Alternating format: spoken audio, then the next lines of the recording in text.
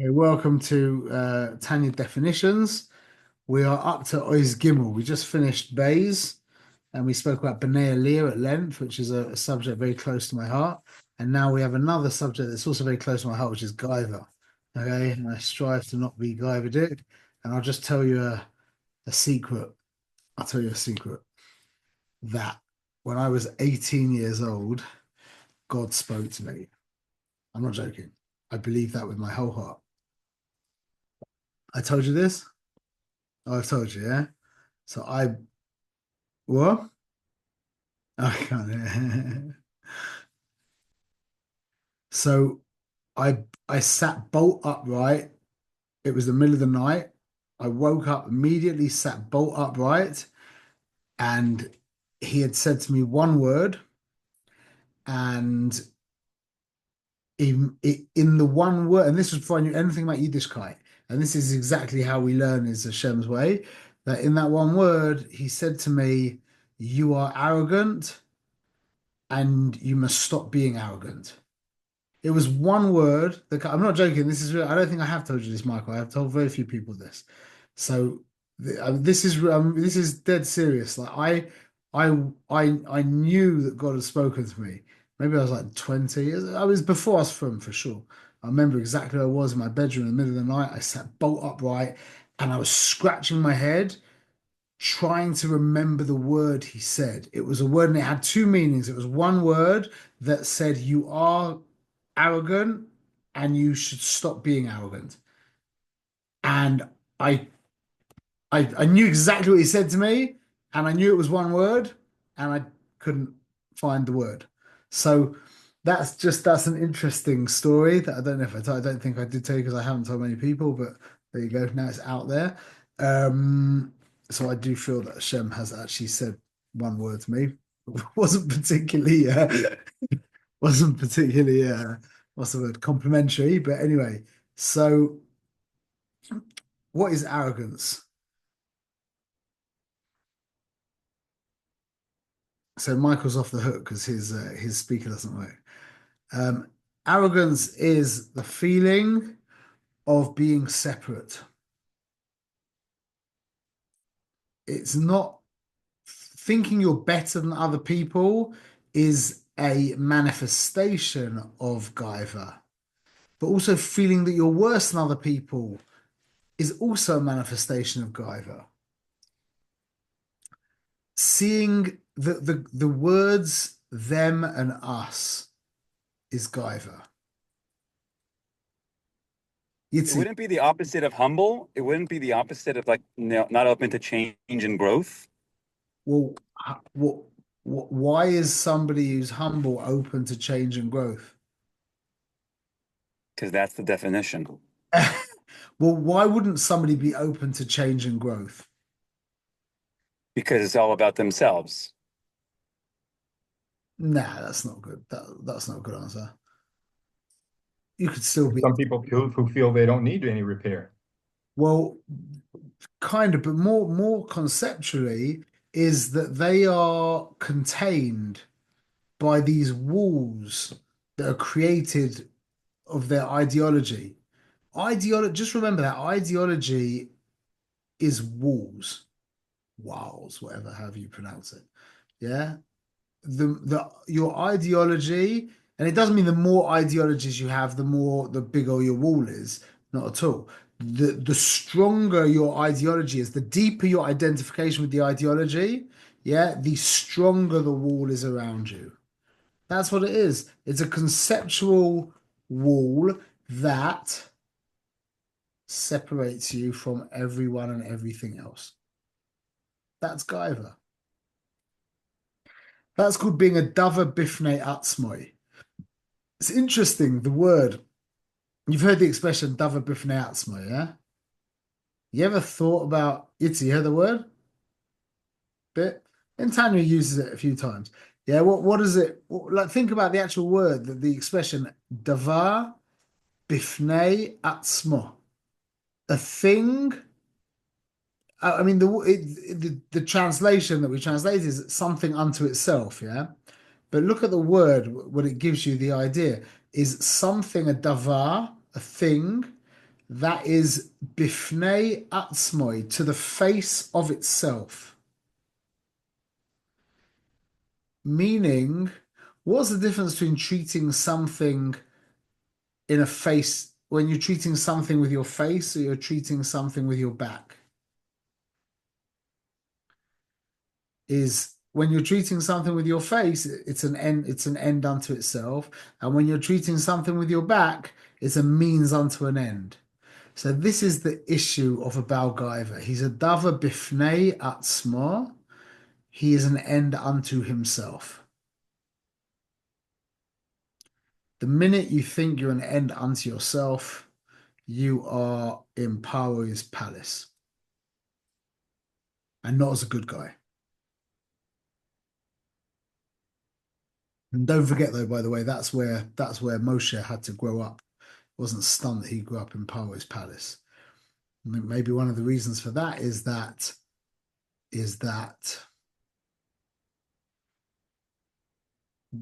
the biggest shmira against Gaiva is seeing Gaiva. That can really help you. That can really help get over it because it's disgusting. It's revolting. It's mummish. It's hideous. Guyver's mummish revolting. And seeing it firsthand, I mean, seeing real selfishness. Like, we've seen that. Baruch Hashem, we live in good neighborhoods, we're with good people, yeah. So it's but everyone's had the disprivilege, the displeasure of having to deal with a real narcissist, yeah. It's disgusting. It's pasha disgusting. Like, or when, or somebody who's not a narcissist, but he's a child who gets into like a narcissistic mood, or goes to a very narcissistic takufa. Yeah. That's a real shmira against Gaiva. That's really a shmira when you see it, when you see how revolting it is. Yeah. And how it's just, and it's so fake as well. It's so obviously not true that it gives you a real, that can give you a real, and that's probably one of the reasons why Moshe had to grow up in the house of Paro. And Paro is the paradigm of Gaiva. It says in the Gemara, I think it's in Moy Katan, I think I remember learning it in Moy Katan, that Paro was an amatul, yeah, one amma. He was as big as my arm, yeah. And his beard was an amma. This is what the Gemara says, and his Ava was an amma. Yeah. That's what the Gemara says. He was an amatul. His beard was an amma, which means his beard had to scrape along the floor a little bit. And his Ava was also an amma, which meant that also had to scrape along the floor. And I saw also in the Rambam Kodesh, I saw with my own eyes. I tried to find it again. I couldn't find. But one of my projects that I went. One of my projects one year was going through the Ramban on the Chumash, and he says that the Mitzrim were Balei Gever. You know what that means? They were well endowed. So it means, the Ramban Kodesh says, he says that on the Mitzrim. That was one of the simanim of who they were. So that has to go along with the Inyan of Gaiva. I don't know what we can think about that connection for ourselves, but that we shouldn't probably. But Shalom Blazer. But anyway, that's interesting that that Paroi, those are the dimensions we're given of Paroi. Yeah. He was an Amatul, his beard was an Amma, and his Abe was an Amma, and he is the paradigm of Gaiva. So whatever that tells us, we have to think about that. Eliezer, we're discussing the definition of Gaiva. So on one leg, we said that Gaiva is not feeling better than anybody else. Gaiva is feeling separate from everyone else. Definition of Gaiva in 3 words is Dava Bifnei Atzmai. That's gaiva. Now that means that you could feel better than others, or you could feel inferior to others. Kol zman, there's an others by you. Yeah, that's gaiva. A tzaddik doesn't have to the tzaddik. Yid, there is no such thing as another yid. There's no other yid. Meaning we just it's v'ahavta kamoicha. There's no other. I'm playing with words, but the point is that there's no other. We're on the same team. And when you're on the same team, I was mentioning this in the last show I gave in G4, is that the same team mindset, which is the principle number 6, is an amazing answer for marriage. Yeah, I think we mentioned this, but I'll say it again. This is worth saying every day. Is that before your wife is a metzias by you, yeah, which hopefully we're all married now for 20 years plus. Yeah, Michael, how many are you married for? 15. Okay, we're all in the ballpark now of our wives having actually taken on a reality unto their own. Yeah, we can appreciate our wives now. At least we're beginning. Yeah, that before that, and also after that as well. But before that, this is a great piece of advice. Is when you want to be horrible to your wife, remember that there's a mitzvah of marriage. That there's a mitzvah of kedushin, and what we can do in that case is we can honor the marriage. Right now, in the situation we're in, our wife isn't a reality to us. So it's that we're not in a great place, but our wife isn't real to us, and I'm not saying that lightly. I mean that that's probably most of our default place. We look at people as in context of us, which means they're not really a person. Yeah. So so if we're in that situation, in that moichin dekatnus, and we remember that our mitzvah is to beautify the marriage, then we can subdue our Yetzer Hara in the pursuit of glorifying the marriage. So right now, where we're holding, our wife deserves to get the sharp end of our tongue, yeah. But because that isn't going to beautify the marriage, that isn't shalom bias. Shalom bias is making that's the mitzvah of marriage, is shalom bias. So even though my wife deserves what I want to give her right now, yeah, I will control myself because of the mitzvah of shalom bias. It sounds simple, but what you're really doing is you've got and this is the symbol of the chuppah, is you have you and your wife, but then you have a gug over you. That's the marriage. So you're being machnia yourself to the gug, not to your wife.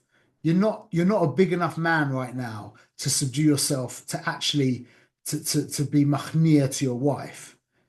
But you are a big enough man to be machnia yourself to the mitzvah. And you get that? Is that clear? Yeah? It's a very powerful idea. And that's the idea of the same team mindset, understanding that Shevas Achim Gam Yachad, that we're all brothers together. Then we've got the mitzvah of right now. This guy is driving me crazy. Yeah, it's not tochacha. He hasn't done something wrong. He's just been really annoying.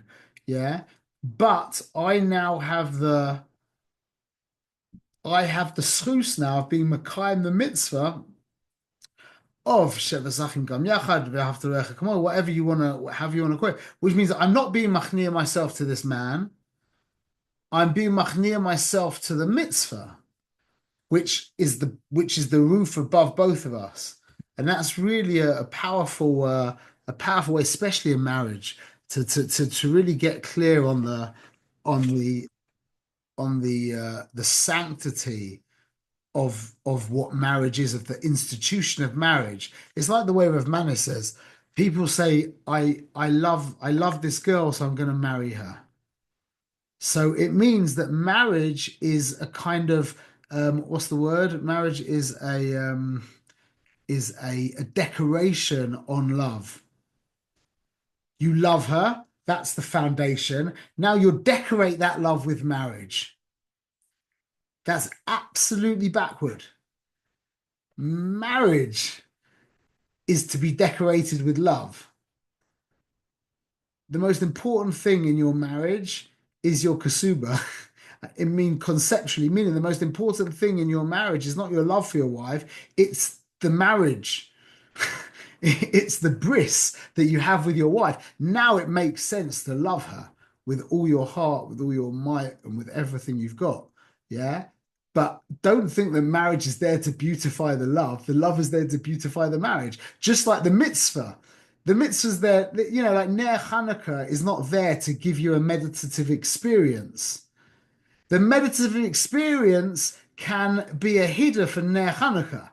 But don't think that Ner Hanukkah is there to tease you, you know, to tickle your spiritual, you know, to tickle your spiritual cheeks. That's not what Ner Hanukkah is about. But if you invest yourself correctly into Ner Hanukkah, yeah, and you have real kavanah, that's a hidden mitzvah of Ner Hanukkah. But never get confused with what's Ikra and Tofel, because you can have the meditative experience with a puzzle menorah. You can have a tremendously deep meditative experience. Yeah, you got the right music, you got the right lighting, you've got the wrong menorah. Yeah, well, you weren't kind of the mitzvah of Ner Hanukkah, but you had a geschmack experience. Whereas if you got a kosher Hanukkah and you put it out in the right place, you light it, and as you're lighting it, your kid mama soils himself. Yeah, like I had to deal with this afternoon. Your 4-year-old child comes home crying that he's soiled himself. And now you have to run to the bathroom in the middle of Ner Hanukkah. This has happened. Yeah, you have to run to many, many, many people. You have to run to the bathroom. You have to spritz him down. You know, you got a 10-minute, really unpleasant job. Yeah, how good did that feel? That's putting ourselves in context. That means that the experience of the mitzvah is there to be mahada the mitzvah, but never ever ever fall into the gaiva of thinking that the mitzvah is there to bring you an experience. That's called getting means and ends confused, and that's called Gehenna. Confusing means for ends and ends for means is called Gehenna. And to a sensitive person, that will cause suffering and that will cleanse itself. So that's Gaiva. Gaiva means that we are separate from everything else, and therefore we are an end unto ourselves. When in truth we are a means to an end. The end is reality, which we call Hashem, and we fit into that somehow, and that's what it's all about. That's what it's all about. And we can practice that in marriage by realizing that we fit into context of marriage, not that marriage is there to pleasure me. I'm there to pleasure marriage.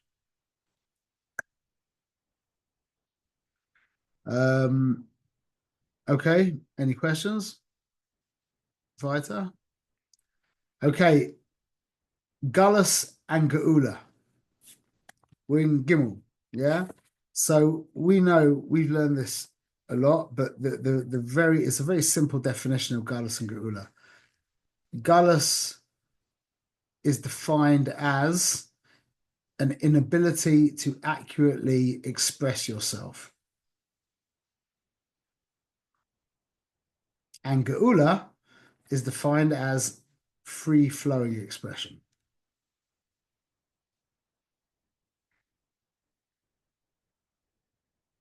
We're talking about your real self. So, for example, as a very obvious example would be a person who is addicted to alcoholism. A guy's addicted to alcohol, is an alcoholic, and he desperately doesn't want to drink. he's in Gullus because he doesn't want to drink, but his behavior is drinking. So he's not accurately expressing who he is. That's called being in a Gullus. Uh, a tzaddik is bechinas geula. Why? Because a tzaddik is acting according to his higher self. His actions are in line with who he is. Now you might say to me, so the the the Benoni, yeah, the Benoni, who he is he's a person and he's also godly. Yeah, but he's also a created being. He's got tivers to do bad stuff or to do selfish things, but because he's put together, yeah, and he's got Yiras Shamayim, he behaves correctly. But he really wants to do, you know, he wants to do stuff that isn't in line with Torah, but he behaves correctly. Doesn't that sound like Gullus?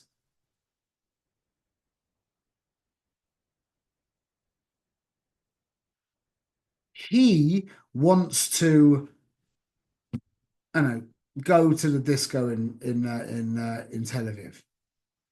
But because he's got Yiras Shamayim, he doesn't do that. He doesn't behave in that way. So that sounds like our definition of Gullus. He's not expressing who he is.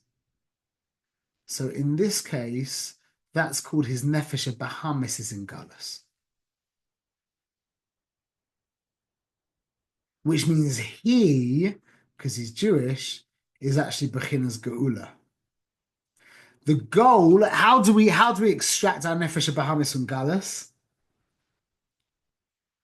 How do we redeem Yitzi? How do we redeem our Nefesh Bahamis from Gullus? I was gonna say change your behavior, but it sounds like the behavior has already changed, so that's not good. But what do you Hmm. do when you change your behavior? What happens now that you change your behavior after enough time if you I'm, behave s- I'm saying it'll change your nefesh bahamis. exactly? It'll go back up. So redeeming the Nefesh Bahamis from Gullus means training the animal soul to become in line with Torah and mitzvahs. Giving it a teva sheni, like a well-behaved circus animal. Like you know the tigers that do all their funny thing, whatever they do. So that is the redemption of the Nefesh Bahamis. The Nefesh Bahamis is called good chinuch. You're here to be machanech, your lower self. That's called redeeming the Nefesh Bahamis from Galus. Because Kol Zman, you're in line with Torah and mitzvahs, and you're dealing with a a vilda chaya. Yeah, if your nefesh Bahamas is mamash an aggressive Baal Taiva or whatever, then there's an element of you that is in gullus, so to speak, but that behavior itself is constantly feeding in, and it's it's so what's the word? It's so powerful and so like immediate how quickly the Nefesh Bahamis starts starts falling into line. If you like you can train an animal quite quickly. It's not an endless process. You get to Madrid, there's more and more Madrigas. You can get your animal to start writing up, essays for you and stuff. That's a very high Madriga.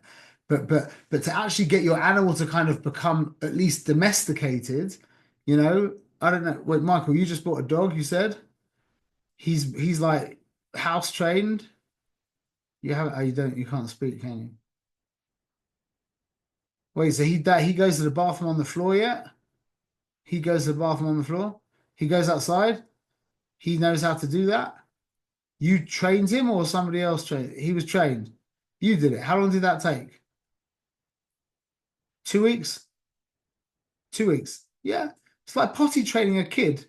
You need to, get a couple of, bingos and they know what they're doing and it takes a week or two and they're and that's it. So it's not an endless job. The problem is that we don't take the training process so seriously. But if we really took the training process so seriously, you would soon start to see that things like, imagine this, things like shachris start to become a pleasure. The Nefesh of Bahamis can't stand shachris. Ministam, yeah, very few nefashas Bahamias can stomach shachris, yeah, and they become like like a what's the word, like a kind of an apathetic child. They just in the best case scenario they just kind of get dragged along. But if you really take on to drag the Nefesh Habahamis, to put the Nefesh Habahamis into it, meaning, be, be involved and energized and etc. And try and enjoy the words, which they are very enjoyable.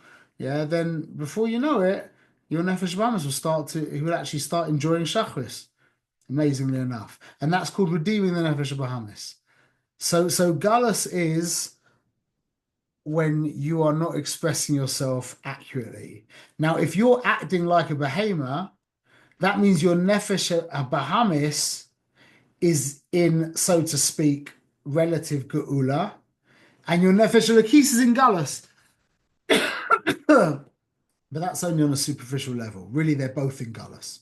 Just like a child, imagine letting your child, your 6-year-old, 7-year-old child, just run free. Like you saw that film Home Alone. You remember the film Home Alone? Yeah. You remember when he gets left alone, he's like he can't believe it, and all of a sudden he's got the potato chips and the cake, and he's watching the movies, and and soon enough he starts to pull himself together, yeah, because he realizes that you don't want this. A child, children absolutely don't want to be left hefker. They scare themselves. It's just like when your emotions are out of check.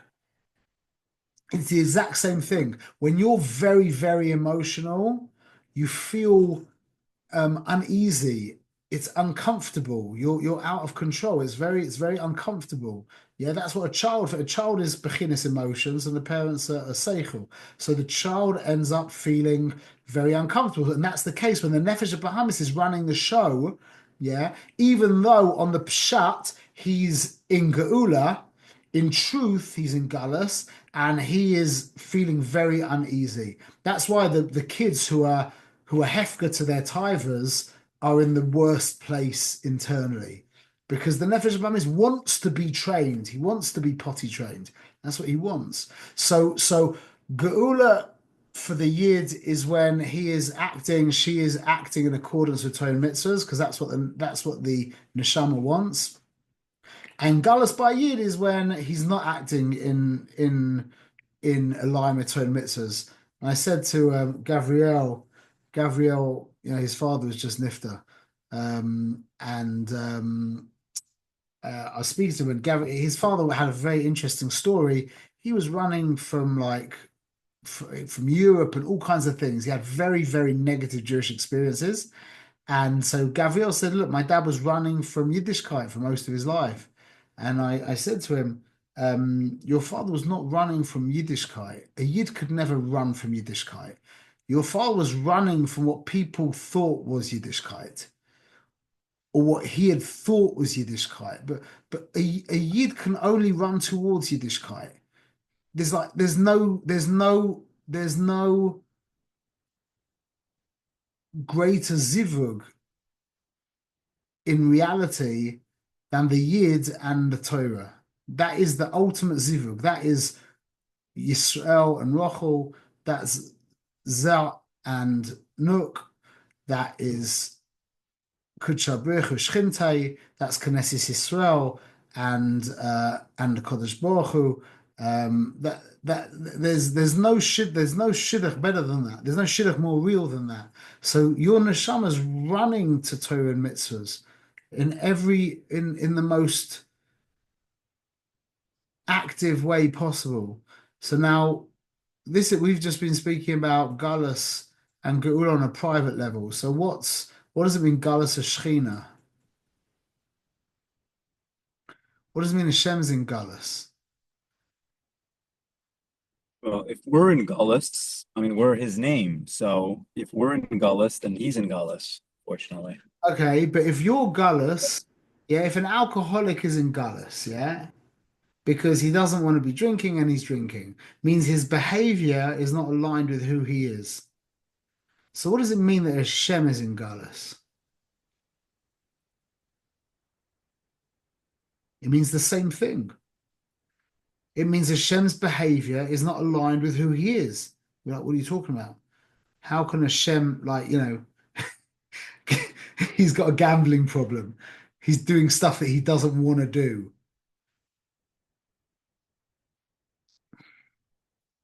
So Hashem, in his infinite humility, it says his miyached, his malchus with Am Yisrael. Malchus is behavior. That's the hisgalus. That's the revelation. That's the gilui. He was miyached his malchus with Am Yisrael, meaning he handed his behavior over to us. So when we say that the Shekhinah is in Galus, like just like what Yitzi said, yeah, when we're not behaving correctly, that means Hashem's in Galus. Why? Because we are his behavior and he wants to do Torah and mitzvahs. So when we are not aligned with Torah and mitzvahs, that means that the Ribbono Shel Olam, Rahman al is in Galus.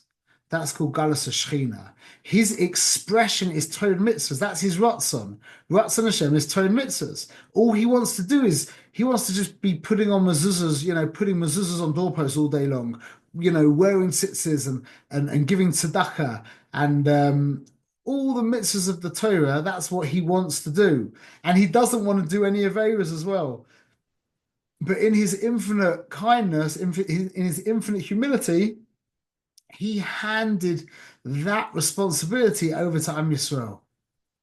So Hashem's behavior is in our hands. And that's where the Goyim made the mistake of thinking that Yoshki was God incarnate. Because they weren't that far off. Am Yisrael is God incarnate, not one Yid. Am Yisrael as a nation is the Ribbono Shel Olam in this world. And he wants to do Torah and mitzvahs. So kol zman we're not doing Torah and mitzvahs, that means he is in Galus. And it's the exact same inyan as what we said with the alcoholic lahavdil, is that he and his behavior is not one. That's why we say B'yomo yeh Shem echad u'shemoi echad, shemoi ze malchus. That's his behavior. So that's the day we're looking forward to when he and his name is one. That's David Melech Yisrael Chai v'Kayom. Chai is shame, and Kiyum is Etzem. And David was Chai v'Kayom. His Chiyus and his Kiyum were one, and they were merged with each other. That's a big thing. That's just coming to me right now. But Isn't that Baal Shem Tov as well? exactly. Baal Shem Tov, meaning his name was Tov. His name was Tov, and that's what we say by Hashem. What do we say in Moedim? What's the siyum of Moedim? Baruch Atah Hashem. Hatov Shmecha Shimcha. What is it? Wait a minute. You ever translated the words? It's great. The translation is mamash a doichek. It is hatoiv shimcha ulecha noe lehoidos. Not your name is good. That would be shimcha toiv. We say hatoiv shimcha. The good is your name. Not that your name is good. It's that your name is good. That's your name. Good. You get me? That's the translation. Hatoiv shimcha ulachana lahoidos. Meaning that's when we're machnia in moedim. Good, remember, means transparent, surrendered. Yeah. So when we say hatoiv shimcha in moedim, Moidim is when we say thank you, which means to humble ourselves. When we humble ourselves to our God, to Hashem, then His name has become good, meaning transparent to Him. Like you said, the Baal Shem Tov. You with me? You understand? Hatoiv Shimcha. I didn't pick up the modim thing. I'm not picking up the modim. Moidim, yeah. Moidim is the tefillah of thanks, which means of being machnia yourself, of humbling yourself to Hashem. That's what moidim means, yeah, to be machnia, hoid, lashon hoid, to submit, yeah. So in moidim, where we say to Hashem, you know what, we're here for you.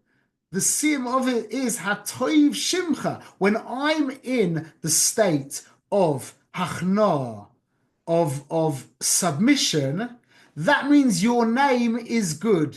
Why? Because I'm your name. You gave me your name. I'm your behavior. So now I've become transparent to you, and that is Hashem's geula. When we behave ourselves correctly, Hashem is that is geulas Shechina. Geulas, not galus. That is geulas Shechina.